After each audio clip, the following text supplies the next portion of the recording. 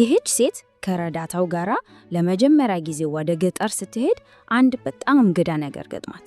በሚሄዱበት ቦታ ሁሉ ከትንሹ ሱቅ አንስቶ እስከ ትልቁ ህንፃ ድረስ ሁሉም ነገር የረዳቷን የቤተሰብ ስም ነው የተጻፈበት። ለ3 ዓመት ሙሉ ቡና ሲያመጣላት የነበረው ምንም የሌለው ተራ ሰራተኛ መስሏት የነበረው ሰው በእውነቱ ማን ነው? ይሄ ጉዞ ህይወቷን ከነመፈጠሩ ሊቀይረው እንደሆነ ፈጽሞ አላሰበችም ነበር። ታሪካችን የሚጀምረው ኒውዮርክ ውስጥ በሚገኝ አንድ ግዙፍ የማስታወቂያ ድርጅት ውስጥ ነው። እዚህ ጋር ነው ከሁለቱ ዋና ገጸ ባህሪያት ጋር የምንተዋወቀው። በመካከላቸው ያለው ግንኙነት የአለቃና የሰራተኛ ብቻ ነበር። ነገር ግን አንድ ያልተጠበቀ ችግር ሁሉንም ነገር ሊቀይረው ነው። ማርጋሬትን ላስተዋውቃችሁ። በአመት $1,000,000 የምትሰራ፣ በስልጣኗ ደግሞ በጭራሽ የማትደራደር ትልቅ ኤዲተር ናት። በቃ በድርጅቱ ውስጥ ሁሉም ነው የሚፈራት። እንዲያውም ከጀርባዋ ጠንቋይቷ እያሉ ነው የሚያሟት። በሌላኛው ጫፍ ደግሞ አንድሬው አለ፣ የሷ ረዳት። ለ3 ዓመታት ሙሉ ነው ያገለገላት። ቀን ከሌት የሚሯሯጥላት፣ ሌሊት ተነስቶ የምትወደውን ቡና እንኳን ሳይቀር የሚያቀርብለት ተራ ሰራተኛ ነው። በመካከላቸው ያለው ልዩነት ከሰማይና ምድር ነው። የማርጋሪት ባህሪ ምን ያህል ቀዝቃዛና ጨካኝ እንደሆነ ለማየት ይሄ አንድ ምሳሌ በቂ ነው። ምክትል ኤዲተር ቦብ ስህተት ሲሰራ በሁሉም ሰራተኞች ፊት አዋርዳ አባረረችው። ነገር ግን ይቺ ሁሉንም ነገር የምትቆጣጠረው ሴት አንድ ወሳኝ ስህተት ትሰራለች። በስራ ከመጠመዷ የተነሳ ቪዛዋን ማሳደስ ረስታለች። አሁን ጊዜው አልፎባታል። የኢሚግሬሽን መስሪያ ቤትም ከሀገር ልትባረር እንደሆነ አሳወቋታል።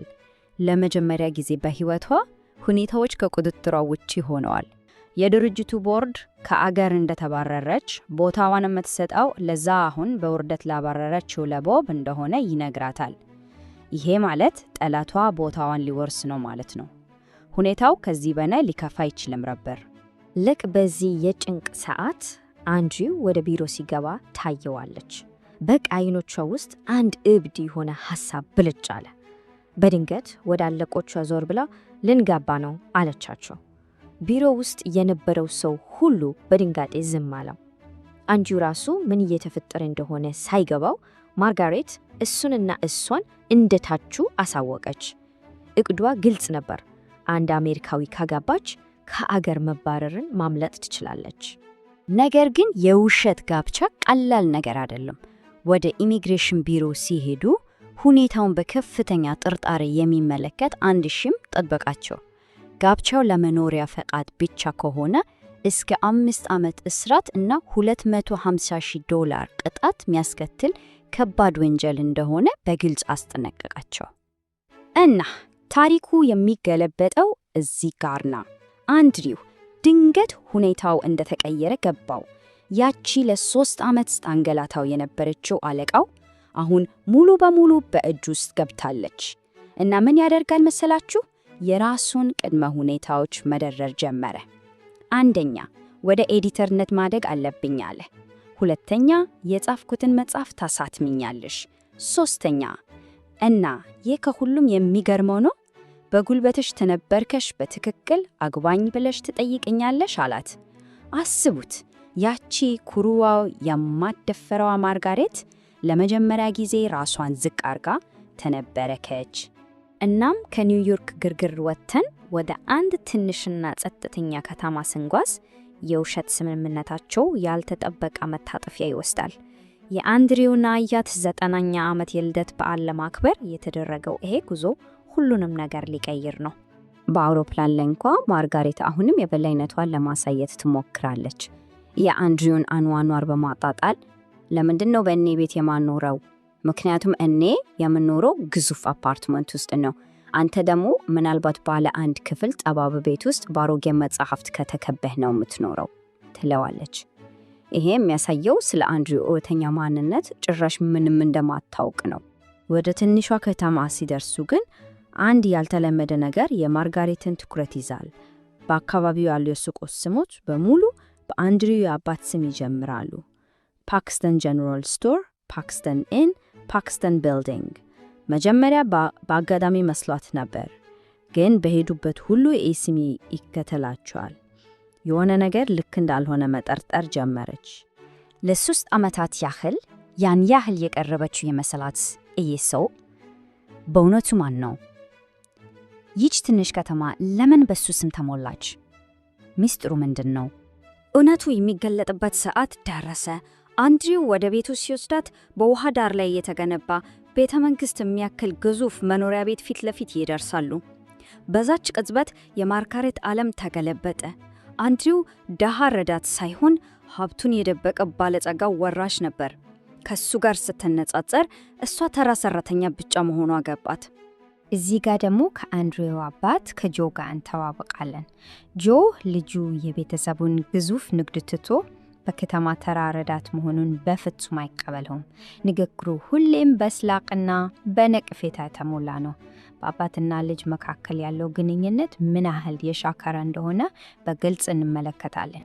እናም በይህ ግዙፍ ቤት በውሸት የገነቡት ግንብ መሰንጠቅ ይጀምራል።